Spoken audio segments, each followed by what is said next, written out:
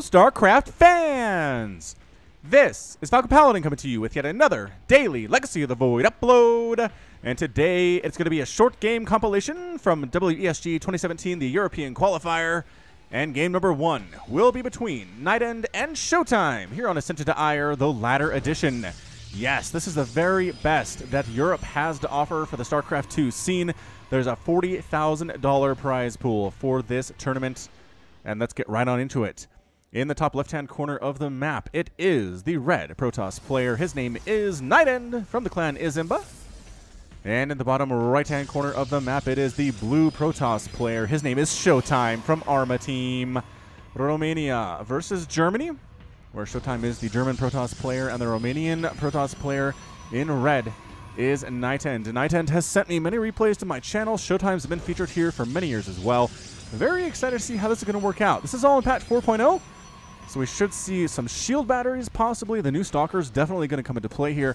We'll see how this works out. How do pro players want to handle PvP with the updated Stalker? Is that going to get rid of the Adept opening? Is the burst damage from that Stalker, that first shot, just hits so much harder than it used to, and you're going to do stutter step chase downs? It's really the best thing to do is have Stalkers. Will Adepts be made kind of irrelevant? Or not? We'll have to see. It looks like not much has changed in the openers. We've got the double gas from both of these players going double a gateway with the cybernetics core, making 0 zealots because they're effectively useless in this matchup. And we'll see who's going to come out on top here. Again, this isn't cheese. These are just short games. These are games that really didn't last very long at all. Some of it could be cheese. I don't know. I didn't watch these games beforehand. I got them from lotv.spawningtool.com. Please check them out. Oh, and the games are played in Barcelona, Spain, which is really a beautiful country. Spain is one country I want to visit one day for sure if I ever make it over to Europe. Haven't done it yet. I did fly through Europe once. I did fly through the Charles de Gaulle airport in Paris on my way to Madagascar back in 2001. Actually, it was 2002, but that's close enough, I suppose. I'm an old person, as it turns out. But yeah, I don't count that as actually having been to Europe. Oh, NightEnD blocking the expansion for ShoWTimE here. ShoWTimE isn't maybe going to return the favor. Thinking about it, decides not to. Says, is there an expansion going down for NightEnD? No, then I probably don't need to expand. If he's going to come at me with a 1 base attack, I'm going to go ahead and go at him with a 1 base attack. And check it out. He is going Adept, ShoWTimE is. And on the other side, it's going to be Stalker from NightEnD. Additionally, it's a Stargate follow-up here from ShoWTimE. So this is 4.0 Oracles. This is not 4.01 Oracles or whatever the latest and greatest balance patch is. I don't know. Did that actually come out? I thought it was going to come out last week on Wednesday or Thursday, but I'm casting this on Thursday. And my client's up to date. My StarCraft is up to date, and it says this game is up to date, even though it was played about a week ago now. So I don't know. 4.0 as of last Thursday, I think, was the most recent thing. The 401's probably out. I just don't know. I just don't know here. So the Adepts are going to try to get in. Oh, the pylon block was so good. Forcing the cancel on the Psionic transfer here. The Adepts from ShoWTimE are forced to retreat in sadness, and there's a proxy pylon up north here for NightEnD. So we'll see what that's all about. But it is an Oracle here from ShoWTimE. There were a couple changes here to the Oracles in the 4.0, mostly in build times and things like that. So these Oracle openings come a little bit later. It was mostly for the PvT more than anything else here. Can he come in? Oh man, the Adepts are coming in. There are just, I was going to say, that's a death trap. There are 5 Stalkers sitting here against 2 Adepts. They decided not to commit suicide, which is always nice to see. And what is this proxy stuff? That is a Dark Shrine and a proxy gateway here out of NightEnD. Is he going Dark Templar Rush here? It seems like he very well could be. Oracle trying to sneak his way on in. So many Stalkers, and that burst damage, you'll see that. That first shot hits for 21 damage versus armored units. Oracles, on the other hand, are light, so it's not the full thing. It's going to be 15 damage per shot, but still, that's more than it used to be.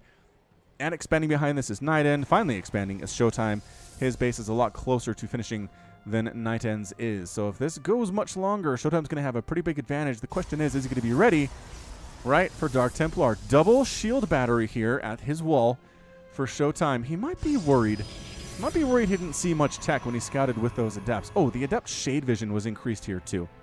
So when he was in there shade scouting, he definitely saw everything that there was to see. There's your revelation, so he extra sees everything that's going down, and I just heard some Dark Templar come in, 2 of them. Trying to sneak on in here. Is there detection? Shield battery, shield battery, shield battery from ShoWTimE, but does he have a forge?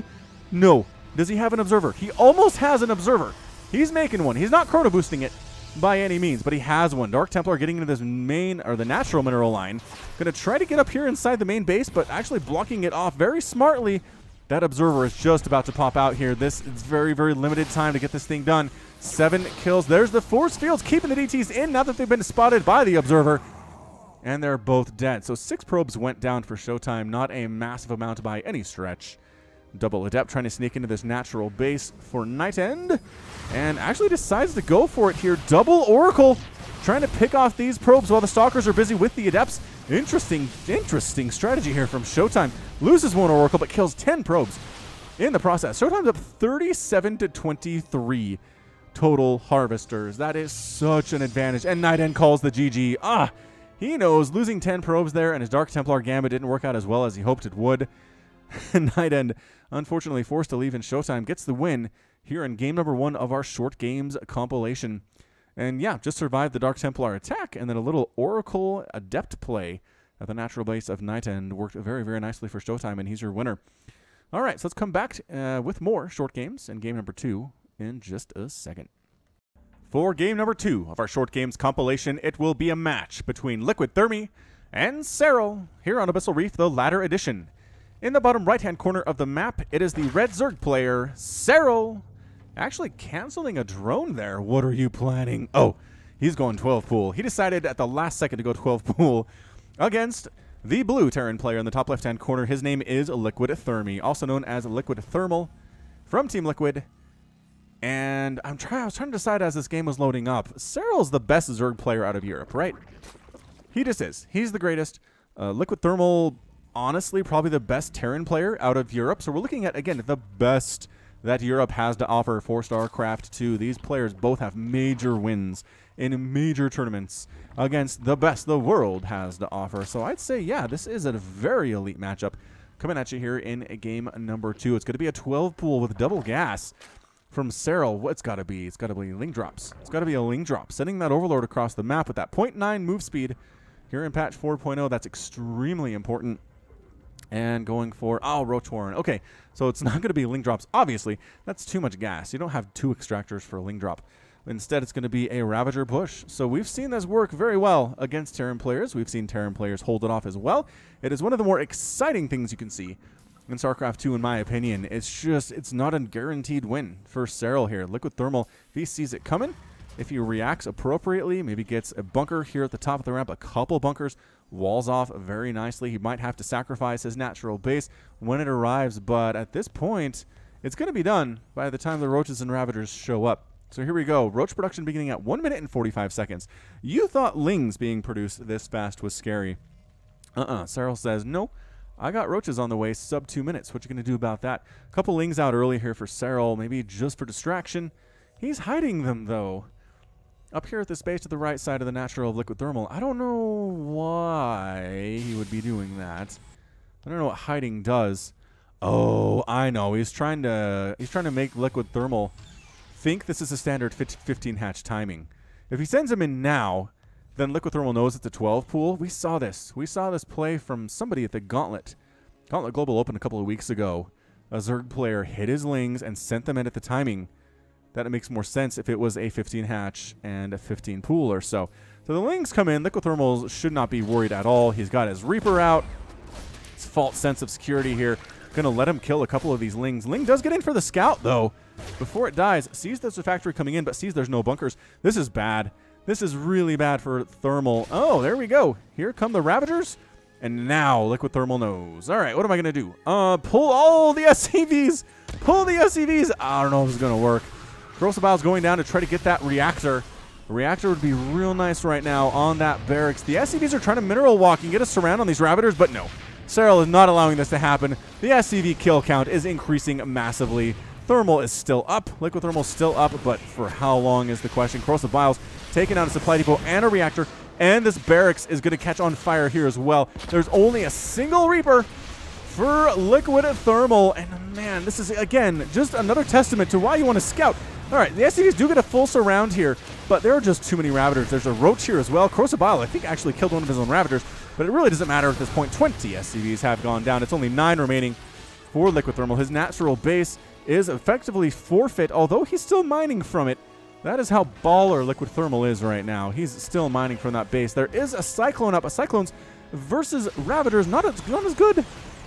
Not as good as you might hope, because they're not armored. They don't take that extra damage from the Cyclone. Cyclone's DPS is great, but even better against armored stuff. Forcing a lift off on that natural and then walking right up the ramp like he owns the place is Serral, trying to kill that Cyclone, trying to make sure the factory burns down here as well. Corrosive Biles waiting on that cooldown. 28 SCVs killed in the last couple of seconds here, and trying to back him into a corner are these Cyclones. They just don't do enough damage quickly enough. One of the Ravagers goes down, but they're severely outnumbered, and that's it. A good game from Liquid Thermal, otherwise known as uThermal, and Serral is victorious here in game number 2. Again, scouting is good. Ladies and gentlemen, if you're watching this, the reason uThermal lost this game is because he didn't scout. If he sent a single SCV across the map, he would have seen this, he would have had bunkers ready to go, and he could have held this fairly easily. But instead, went Reaper Expand, did not expect any of this from Serral. Ravagers showed up, and there was nothing he could do. He had a single Reaper out when the Ravagers showed up. And even the best players on Earth can't come back from that. It's too much. It's too much. So, great game by Serral, and that's it for game 2. Let's come back with game number 3 in just a second. Welcome back, Short Games fans, to game number 3 of the Short Games compilation from WESG European Qualifiers held in Barcelona, Spain. And this third game will be between a Laser and a Muslim on Blackpink, the latter edition. In the bottom left-hand corner of the map, it is the red Zerg player, a Laser, hailing from Poland. And in the top right-hand corner of the map, it is the blue Terran player, a Muslim. Now, Muslim, oh, I have 2 guesses as to where he's from, but I always get them confused. Always get the 2 possible countries of origin confused. So let's pull this up on the Google machines, and he is from, yes, he is British. Okay, I knew he's from England. I wasn't sure exactly which country in the United Kingdom he was from, and if you get that wrong, people get mad. So definitely of the English variety here, and he's going proxy barracks against a Laser, who is going hatch first. This could be a complete reversal of game number 1, although the Overlord scouting path. Oh, the Overlord scouting path. Look at him. Look at this. He knows. There are actually guides you can find for where to send your Overlords as Zerg, depending on what map you're on, to find this stuff. Oh, he sees it. He sees it. Oh, the Muslim. I can't see this working now. A Laser is way too good of a Zerg player. Way too good of a Zerg player to allow you to get this done. Barracks coming up here. He's going to try to toss down, I don't know, maybe a bunker or something, but no. Nope. He's just going to come up and murder your barracks with all of his drones. Is that what he's going to do? He's going to, I mean, this is interesting. Out of a Laser. I like this. I like that he's pulling. He's waiting for the Marines to come out so he can kill them. Also keeping the SCVs busy. Oh, they can't do anything. Can't do anything at all. If they stop to build something, they die. These drones are murdering stuff over here. Marine gets cornered. SCV forced to retreat as well, just severely outnumbered. And yeah, a Laser doesn't care that he has all these drones off, because if he shuts this down, he wins, is how it works. Yep, goodbye, another Marine. He's lost a couple drones so far, but he's killing the Marines. Keeping the Marine count super low is hugely important. Has he done enough is the question. Yeah, sending these SCVs back home is enough. The Marines can't do anything by themselves. Drones are actually very good against Marines without upgrades, and he's going to have Lings out as well. Speeds being researched. The Muslim just has to move forward. Just has to push forward as best as he can. Killing this Overlord would supply block a Laser. Does he have any more Overlords in production? He doesn't. So this might be a minor victory for the Muslim. I just don't see it working out in the long run here. There is an SCV here for the Muslim, but it's too late to build a bunker. He knows he can't do that. He's just going to use that as a meat shield. So the Marines can do the damage while the SCV absorbs it. But nope, not going to happen. Again, these drones are so fast. And the Marines just, without upgrades, are just so weak, sending Slowlings after them. Again, Slowlings are the worst units in the game. But even they have an advantage over Marines if you're in small numbers. Another Overlord pops out, unsupply blocking a Laser temporarily, making 8 more Lings too. But speed's just about done. About another 10 seconds or so here. Queen out, spreading that creep to Muslim. Is, I mean, he has to pick up and go home. He's picking up his barracks, and he's going home. Very sad Panda here to get scouted in such a situation. A Laser. Overlord pathing is so huge. So huge, you Zerg players. Overlord, nope. Ling speed kicks in. The Lings say, where are those barracks? They were up here just a second ago. Ah, I know what they're doing. They're going home. So in that case, I don't need these for defense. I'm going to pick up these Marines who are trying, just trying to go home, man. Backing themselves into a corner. Good positioning by the Muslim, but that's it. A good game, well played. The Muslims defeated, and Elaser was a victorious. Fantastic job there out of Elaser, getting that Overlord scouting path on in and just responding appropriately. Pull a bunch of drones, you guys. Bunch of drones. Kill those Marines. Don't let there be a huge number. Who's still here? A huge number of Marines. Don't let bunkers go down. Don't let the SCVs build anything else, and you're going to be okay in the long run. Great job. Bye, Elaser. And that was it. Looks like this Van Caspel person was hanging out. All right, so that's it for Game 3. We'll come back with Game number 4 from Falcon Paladin in just a second. Welcome back to Short Games, StarCraft fans. Game number 4 will be on Neon Violet Square, the ladder edition between Stefano and Minato. Their names rhyme, and they're the same race. In the top left-hand corner of the map, it is the red Zerg player hailing from France and Team Meltdown. It is Stefano. Meltdown Esport Bars. I think he's the only person for Meltdown Esports. Only representative. But if it's Stefano, come on. What else do you need?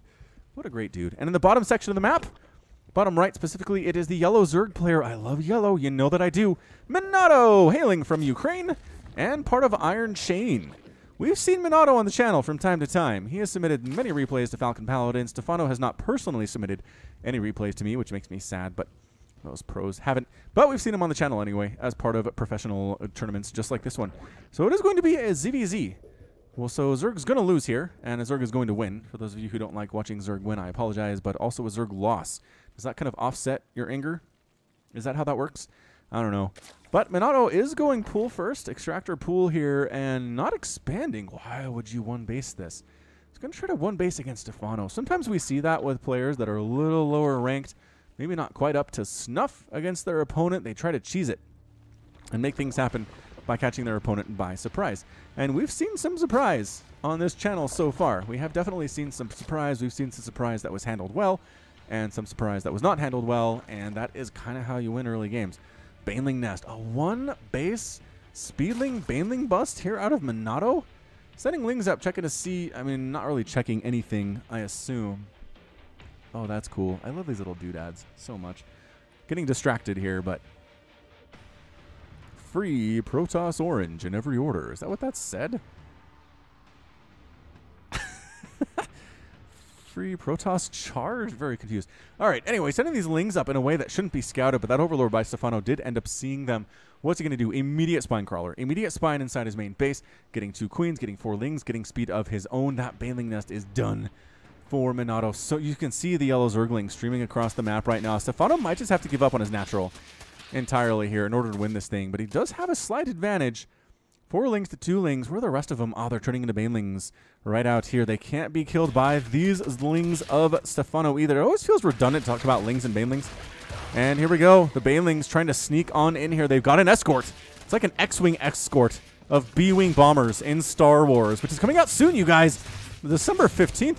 Where are the Banelings trying to go? Oh, one that explodes. Oh, big time hits. Big time hits on those Lings of Stefano. The Ling count by Minato is looking pretty darn healthy. In fact, it is going to be 18 to 4. 18 to 4? Minato, is he just going to win this thing? He might just win this thing entirely. The natural base is getting absolutely hammered right now. More Banelings on the way from Minato. He's pulling out. He wants to get a good handle on the Zergling count. Yeah, the Zerglings of Stefano just getting melted when there are significantly more Lings versus not many Lings. Oh, did he win that? Wow, Stefano won that engagement, you guys. The Banelings did explode on the Spine Crawler. Not exactly what you want if you happen to be Minato here. But, ooh, target firing it down. Oh, no, he thought he'd kill the Spine Crawler, but he didn't. And suddenly Stefano has turned the tables. Oh, no, Minato. Man, that is the edge of a knife. That is what they say with ZVZ. You can be ahead in one poor engagement, and suddenly you're looking down the barrel of loss. Still, there are Banelings out for Minato. They're getting stuck in these little square maze-type things on the middle of the map, and that's it. Minato with a good game. He recognized he was absolutely in trouble there. I mean, it was somehow 15 to 8 Zerglings for Stefano. It was 19 to 13 drones. His expansion was up for Stefano too, and Stefano manages to pull it out. For a second there, Minato had full range, free range of this natural base, but a great block by Stefano on the ramp with the queen. Get the spine crawler burrow down here. Takes the baneling hits on the spine. The spine never dies. And that's it. That's where it flips. And again, if you've never played ZVZ, it's hard to understand exactly how that feels, but it's not. It is not a good feeling. Oh, Minato's got to be kicking himself over that one. He had it. I think he had it, but little tiny stuff. All right, so that's it for that game. We'll come back with more from Falcon Paladin and the WESG 2017 European Qualifier in just a second. More short games from these players of Europe. It's going to be a TVP between NightEnD and a Muslim on Ascension to Ire, the Ladder Edition. In the bottom right-hand corner of the map, it is the blue Terran player. His name is Muslim. And in the top left-hand corner of the map, it is the red Protoss player, NightEnD. All right, so both of these players have played so far in this compilation. Interesting, they're both in pretty darn short games against other players and against each other here. See how this works out. Quick plug for the Gauntlet SC2 Global Open, which I cast every Sunday, 6 p.m. Eastern Time with Jordan. Just Jordan is mostly his name. We have great chemistry. We have great players. We get people as good as Lozira. We get people as good as Neeb showing up to these things. Scarlet has been here from time to time. Check it out. Twitch.tv/GauntletSC2, 6 p.m. Eastern in the United States. Come say hi. Come say hello. You can see other Falcon Paladin subscribers there too. Chat with them. If you show up and call Jordan the other guy, laughter will abound. Let's just say that. I love it when my subs show up and say hello. It makes me feel all warm and fuzzy inside. He feels threatened, which is understandable, I guess. Anyway, double gas opening here from NightEnD. Looks like a one-baser. He's got something up his sleeve. 100% for sure. And this is 4.0. We've seen the little shield battery void ray thing work extremely well. Extraordinarily well. I haven't been naming Reapers, have I, against Terran in 4.0. I guess we'll name this one. Let's name this guy. This guy's name is going to be Harvey. Oh, this one's dated. I hope Harvey dies because this hurricane has taken out my power. Oh, that's from back when Hurricane Harvey was a thing. Back in Florida? Remember that? Florida. Actually, was that more Texas? There were a lot of hurricanes this last year. I'm trying to remember. I think that was more of a Texas thing. For those of you who are in Texas, I apologize.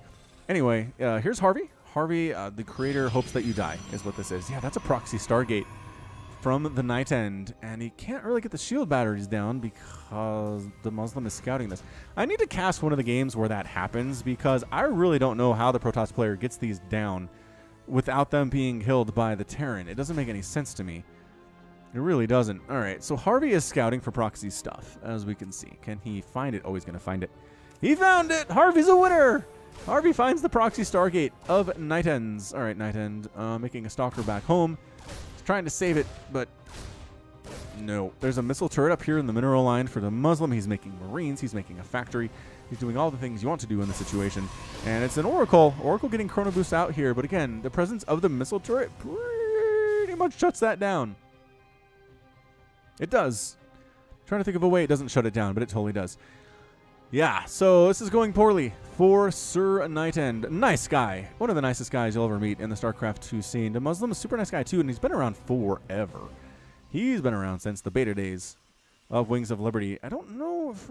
is he a Brood War player? I don't think he's a Brood War player. I don't ever remember reading his bio and thinking Brood War player, but let's take a look. Yeah, Oracle sneaks in, tries to do some stuff, can't do it. There's a bunker here in the natural base. Going to do some stuff too. Kill a couple Marines. That's okay. These are acceptable losses for the Muslim. He can't really saturate his natural until there's a missile turret there, but he's making one. Look at these proxy gateways up north of the natural base too. Man alive. NightEnD is being aggressive here. All right, so let's see. Oh, the Muslim was a Warcraft 3 player. Sometimes the best Warcraft 3 player in all of Europe. Well, there we go. Warcraft 3 dude, then moved into StarCraft 2 in the beta phase. Okay, so yeah, he was not a Brood War player, but Warcraft 3, interestingly enough. Which makes a lot of sense. Two Oracles, their names are Archie and Jughead. When these Protoss twins were in high school, they discovered the ancient Terran comics about Riverdale as they get destroyed by this missile turret. They did pick off an SCV there, that's good. That's pretty good stuff, and they didn't die either. As students of Terran Human, they found the comics very enjoyable to read and learned about the history of pre-space Terran life. When in Protoss pilot training, they revealed their love for the comics and were immediately nicknamed Archie and Jughead by their classmates. Man, Archie and Jughead. Archie comics, that's going back. That is really going back here. Reaper trying to kill the stuff coming out of this proxy. I mean, there are 2 proxy locations that the Muslim has to deal with here. NightEnD is still making this thing happen, you guys. He's absolutely going to have a Void Ray out here. There's no stopping it. He's got a bunch of Stalkers. Again, the burst damage is excellent. And a couple of Oracles. Setting up at the front are 3 bunkers from the Muslim with a couple Cyclones. I like this. I like this very much from the Muslim. It looks like a pretty good hold. And he's been given the time. He's got SCVs ready for this too. This reminds me of the Heart of the Swarm days when Blink Stalker build against Terran were prevalent. Pretty much had to do this. All right, here we go. Taking down one of the bunkers. And what are they? Both the Oracles go down. Oh, Archie and Jughead are both dead, but the bunker goes down here too. Second bunker. Can it die? There's a tank out. And using that prismatic alignment does take down a Cyclone. The burst damage from the Cyclone coming into play here too, getting a bunch of shots off with extra damage for those first few ones, and the Muslim manages to hold it there. So far, so good for you Terran fans, but it's not over yet. I can tell you that much. NightEnD has not expanded. This is absolutely an all-in from him. He needs to kill the natural base of the Muslims at the very least to win this game. He might need to do more than that, killing a lot of SCVs too. It's 35 to 25 harvesters. The Muslim's up by 10. He's got his natural base. The longer this goes on, the worse it is for NightEnD. There's got to be a ticking clock, man. It's basically Stalker Void Ray right now. Void Ray going to try to sneak inside the main base and try to do some stuff, but coming too far in just invites Marines and Cyclones to pick you off. Can he? He's trying to maybe get rid of a supply depot. Little victories are good victories, but again, the Marines and Cyclones show up and shoo him away. Another Void Ray in production here. Is he trying to bait them is the question. These guys don't have Blink. The Stalkers do not lock on ability, doing some good shots on these Void Rays. 0 kills on that Void Ray, sadly enough. A scan back home to see what NightEnD is up to. And really not much you didn't already know. There's a gateway back home. A drop would be good. Void Rays picking around, poking around, trying to kill a single supply depot. Getting to the point where it's burning at least, but it's not. It's not at the burning point. Now it is. Now it is. Now it's definitely burning. Getting a lock on that burst damage on the first few shots is really good. So he's going to possibly get this. And he does. Does supply block to Muslim here temporarily, but another supply depot ready to go instantly. No more supply block, but he's only 1 supply below. Supply blocked. All right, man. Stalker Void Ray. I don't know about this. This is a lot of Marines. This is 4 bunkers full of Marines. 12 Marines. And a Cyclone or 2 and a Cyclone or 2. Whoa, big old thing of Adepts from NightEnD. All right. Here we go. He's going to try to kill these tanks with the Adepts. Can he? He gets 1. He gets the other one, too. Oh, that was a big-time play. Viking trying to do stuff. Not working out super well for them, but enough Marines on the ground. NightEnD is forced to pull back. He killed 2 bunkers. He killed a couple SCVs, trying to come around the backside here with his Stalkers and pick off 1 or 2 of these SCVs at the very least. More Adepts warping on in here. The Viking goes down immediately. Missile turret getting some nice shots off. Stutter stepping forward is the Muslim. Feeling pretty good about his situation. Kills every single one of those Stalkers, and that's a good game out of NightEnD. NightEnD is defeated, and the Muslim was victorious. Whew. That was a good one. That was a good, intense little PVT to Muslim responding pretty much as well as you can. Again, it helped that he scouted. Helped that he scouted this. You guys, scouting. That is the message. That is the message of these short games. All right, more coming at you from Falcon Paladin in just a second. Welcome back to more short games. This one will be on Battle on the Boardwalk, the latter edition, between a laser and a Muslim. 2 players we've seen before. Again, it seems very interesting that certain players have short games in these tournaments. In the top right-hand corner of the map, it is the blue Terran player, the Muslim. And in the top left-hand corner of the map, it is the red Zerg player, Elaser. So yes, we've seen these players before. The Muslim went for the proxy 3 racks. Didn't work out. Did not work out for him at all, mind you. Not even the smallest or tiniest of bits. And Elaser, is he going to just do what he did? Just hatch first it, plan on his Overlord scouting, making stuff happen, and just go for a macro-style game. But the fact that this is in the short games compilation means that's probably not the case.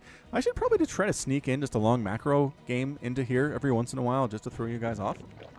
I think that'd be fun.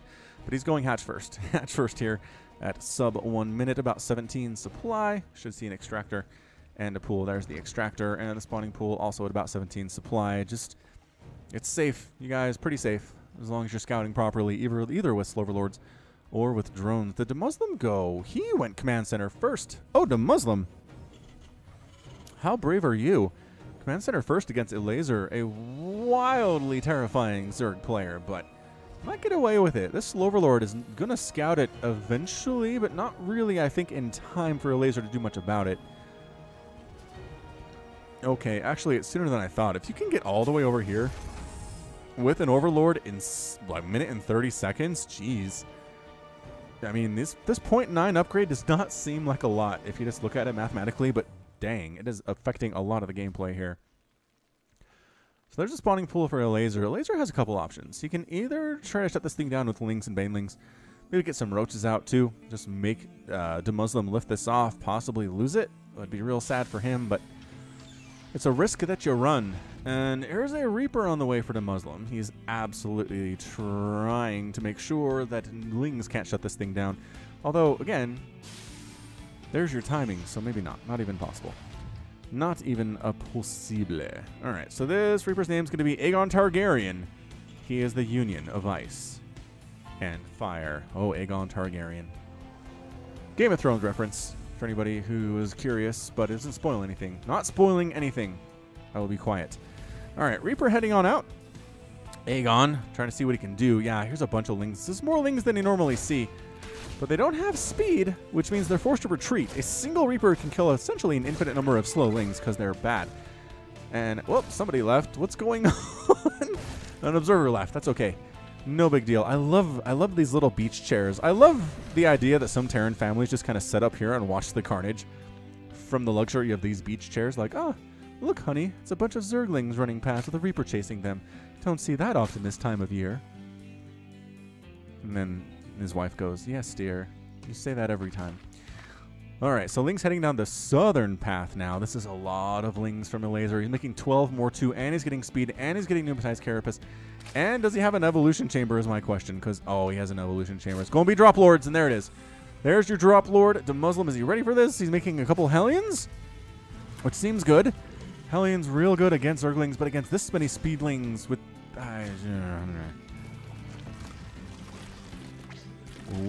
the speed. Reaper running home so many speedlings. He knows.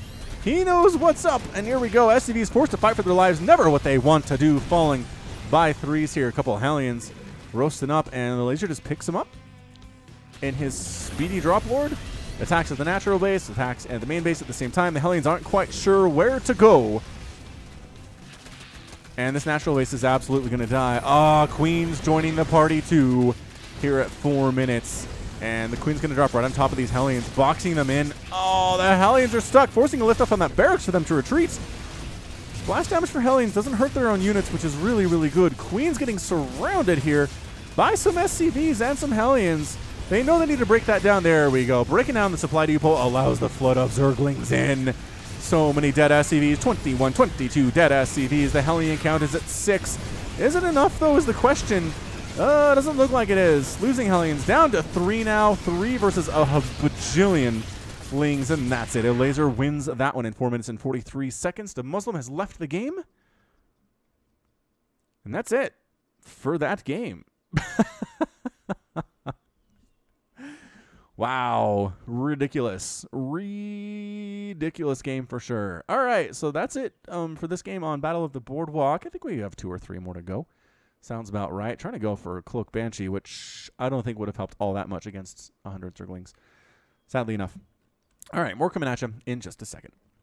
More short games from me.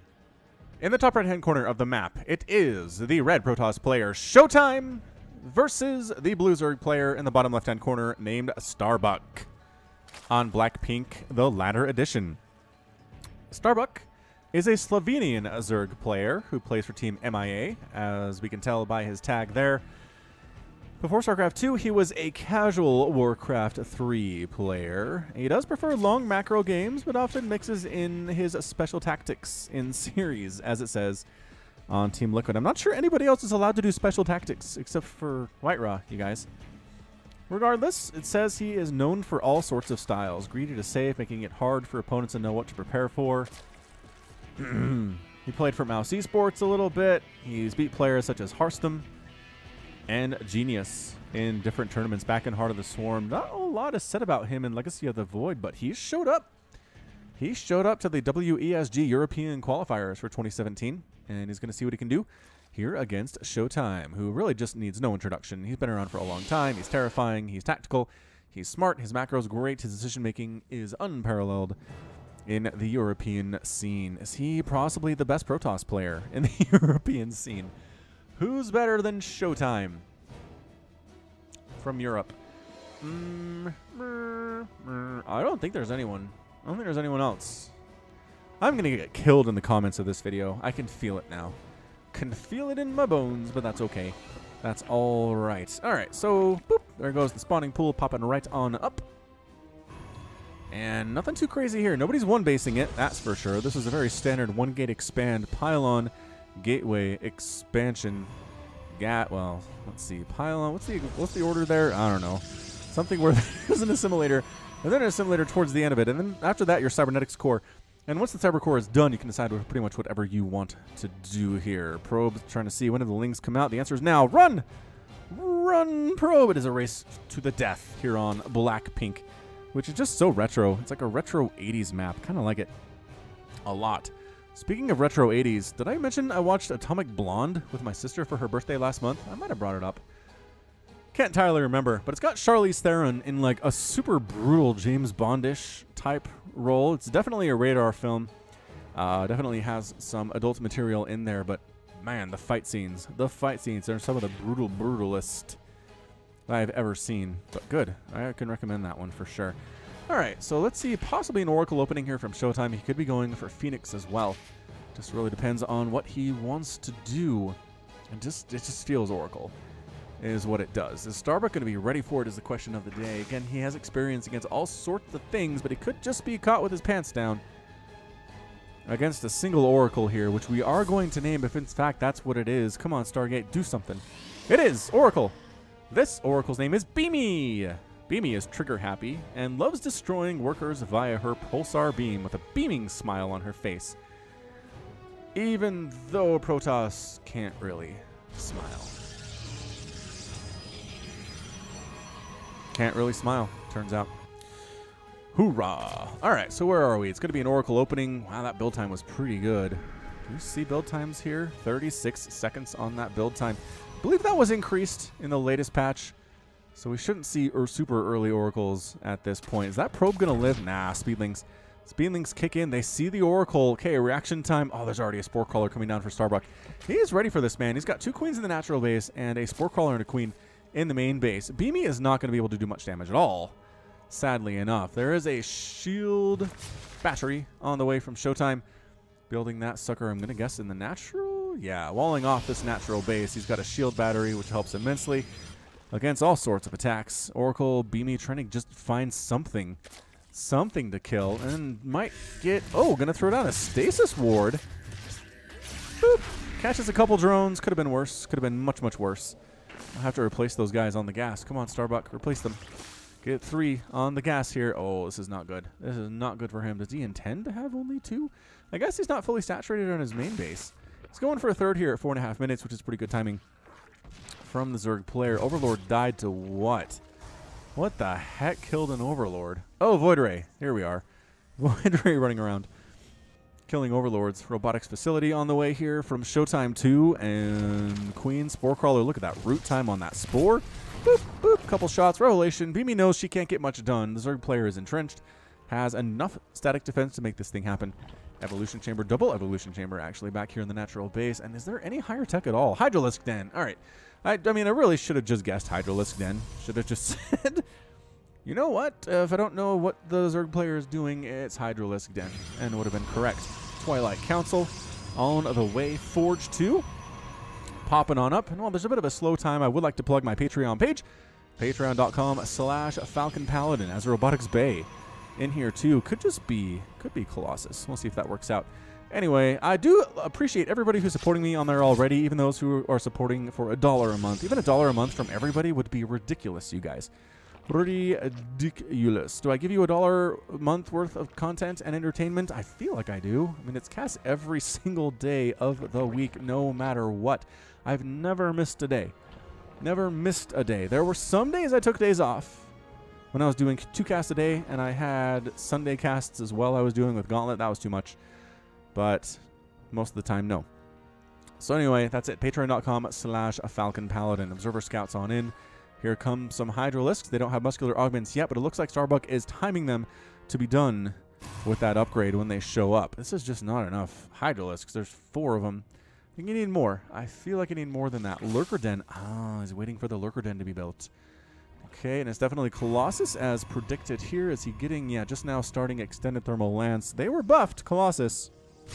See how they do against this Hydralisk Lurker play of Starbuck. Got Immortals, got Adepts, got Sentries.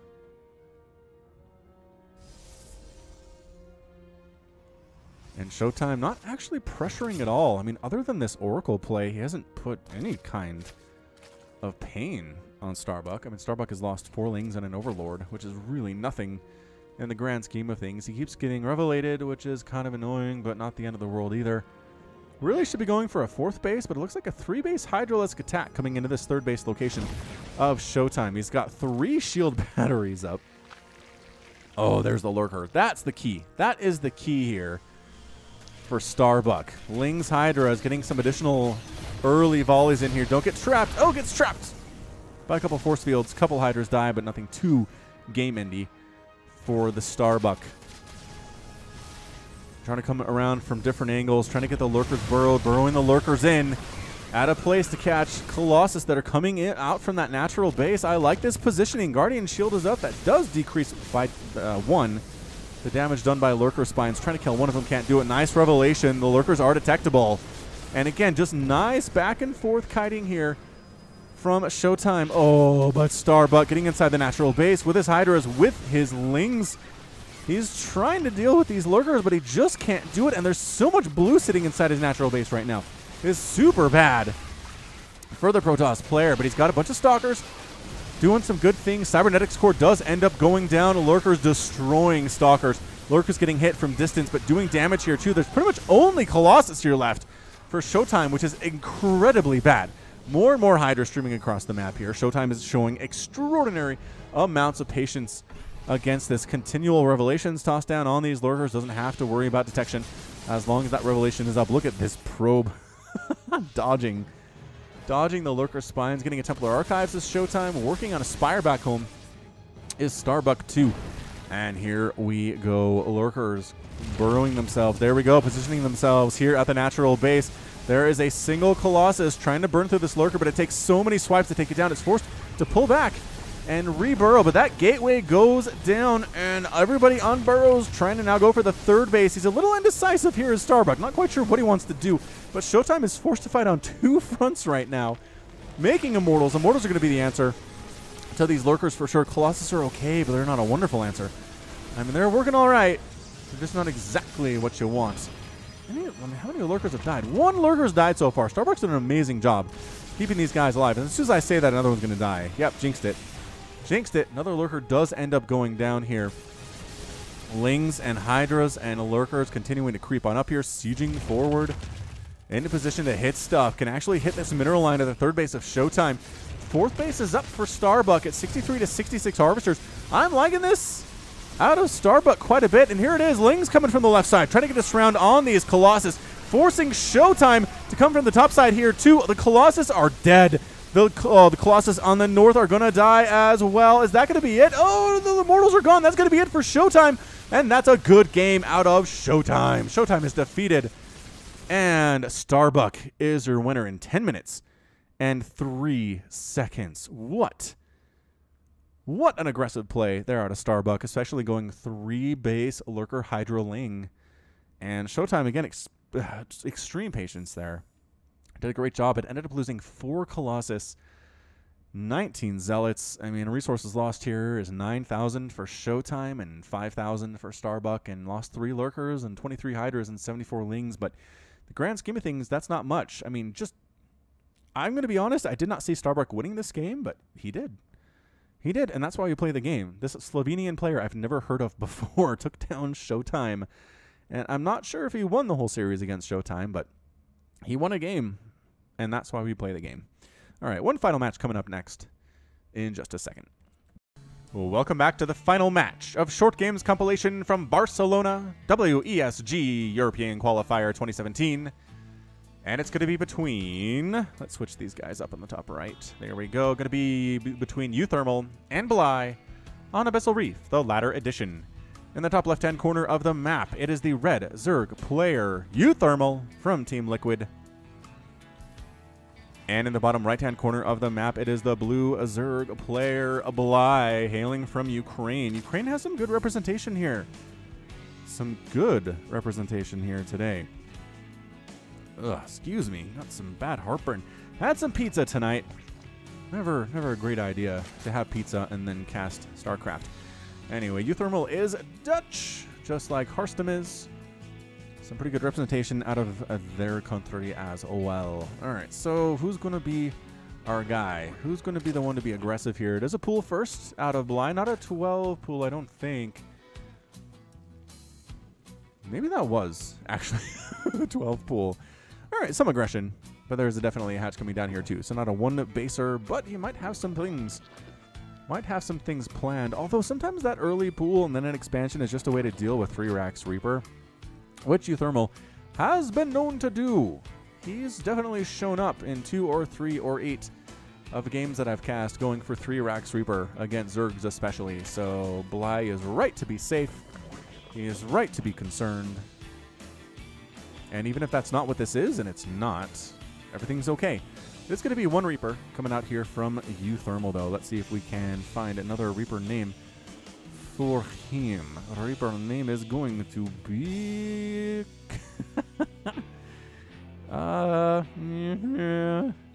Okay, fine. This Reaper's name is Danny Dies, which is a Season 8 of Game of Thrones script leak.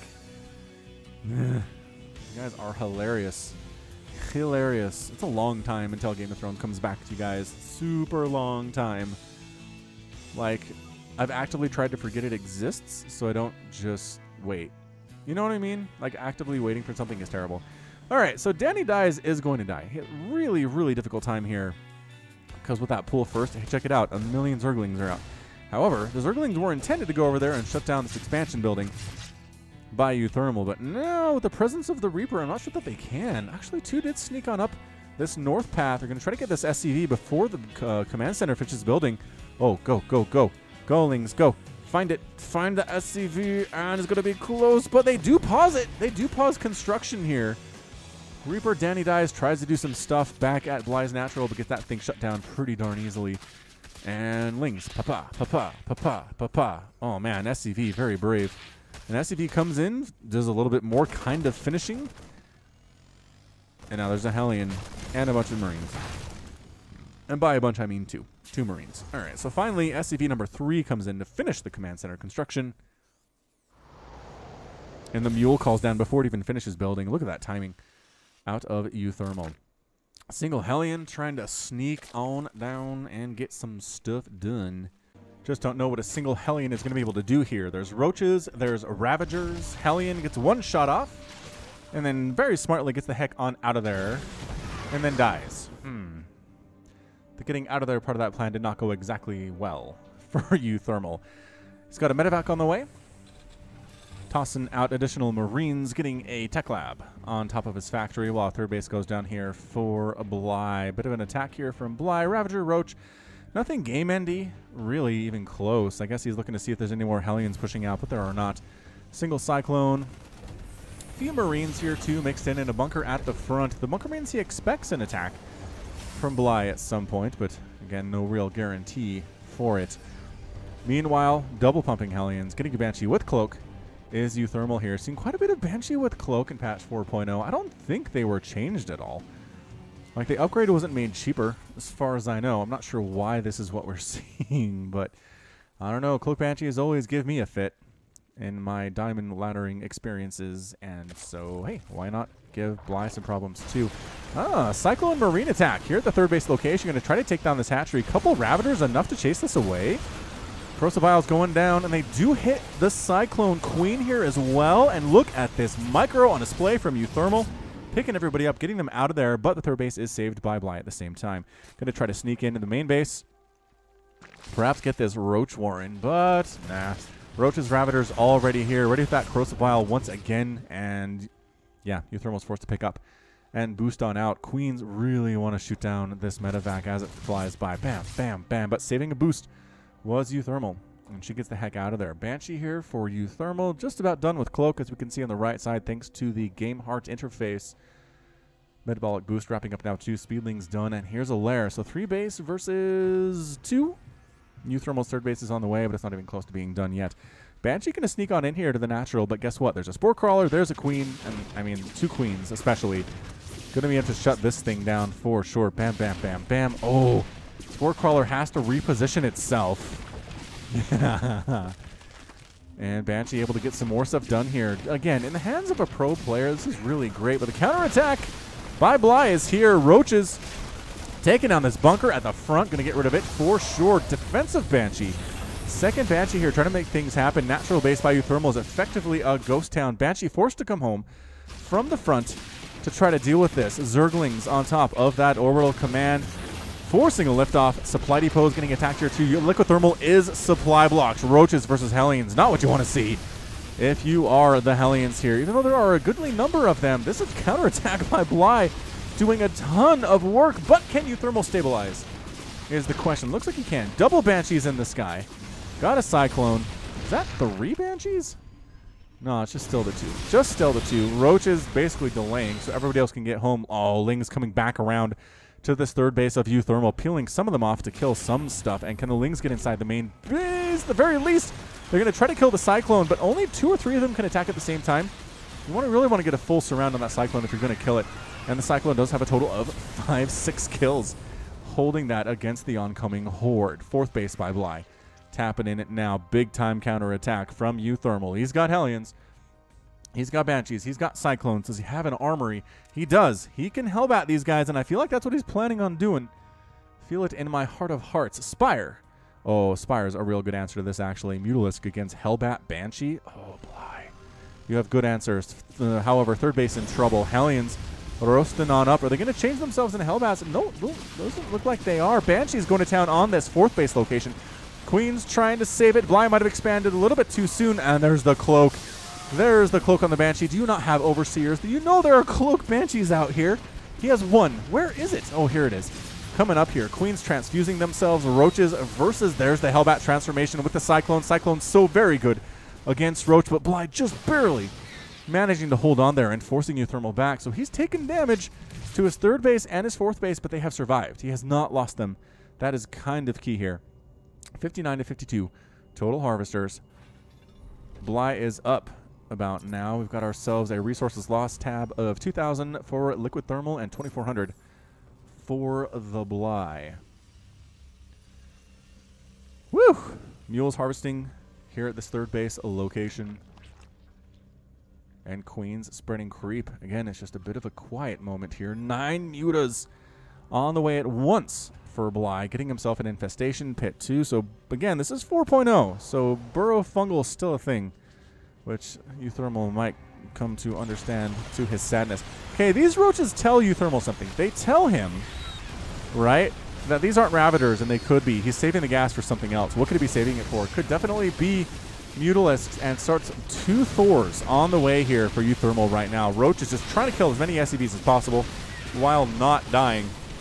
Killing a lot of Hellbats. The Banshees are going ham on these Roaches, though. Thor's popping out here, too. Roaches, a lot of them are injured, but they're still killing SCVs. 10 SCVs down. Trying to get rid of... Oh, does get rid of the missile turret for future Mutalisk attacks. The lifting of the Thors and bringing them in. Beautiful play. Beautiful by uThermal. And the Mutas are here at the natural base. Is there anything to stop this? Not really. I mean, there's Thors out, but where are they? Is the question. 12 Mutas, 12 SCVs killed, rather, in the last couple of minutes here. It's 58 to 74 total harvesters. The Mutas are going to fly on out. Thor splash damage really too good. Roach is swinging back around to the third base location to kill even more of these SCVs. That's 19 killed in the last couple of minutes. Roach, Mutalisk, who knew it was such a viable strategy against somebody as good as uThermal is. Natural basis here, missile turret coming up, Thor's here at the same time, single tank out, no, Roach is killing it. Thor, forced to be lifted up if this continues. The Muta's coming in with the magic box, killing Hellbats, swinging around inside the main base where there's absolutely no anti-air. There's a Roach that, the Thor rather, got dropped down, gonna get repaired by all these SCVs, but no, dies anyway. The Muta magic box is too good. The splash damage not able to hit many of these at all. Another Thor ready to rock. The repair looking really good right now, but at the same time he does go down, and that's a good game from uThermal. uThermal is defeated, and Bly was victorious. Gee willikers. What a ridiculous game between these two players. Again, I don't remember seeing a Roach Muta strategy really ever. I mean, not often, at least on the channel. I've been here for a while. It's probably popped up once or twice. I blame my addled old age brain if I forgot, but it worked out against this meching style that uThermal was trying to go for. And again, the key for Zerg players is don't let the mech player get up to a maxed out army. It's easier to handle if you don't. If you can kill these Thors one at a time before there are 6 of them, you're going to have a better time, especially with Mutas. So Bly was able to barely hold on. That's the Zerg strategy. You barely hold on in the early game. You maybe take some damage to your 3rd, take some hits to your 4th, tech up to Mutas, make a whole ton of Roaches, and push in and try to get stuff done. I mean, he ended up killing 39 SCVs. Against uThermal, that's not easy. And the resources lost 7,000 for uThermal compared to 6 for Bly. So that's going to be it for Falcon Paladin's Short Games compilation from Barcelona 2017. Go ahead and hit that like button, hit that subscribe if you like what you saw and what you heard today. You can also catch me on Twitter, Facebook, and Patreon, all at /Falcon Paladin. And until next time, as always, thank you so much for watching, and you take care of yourself.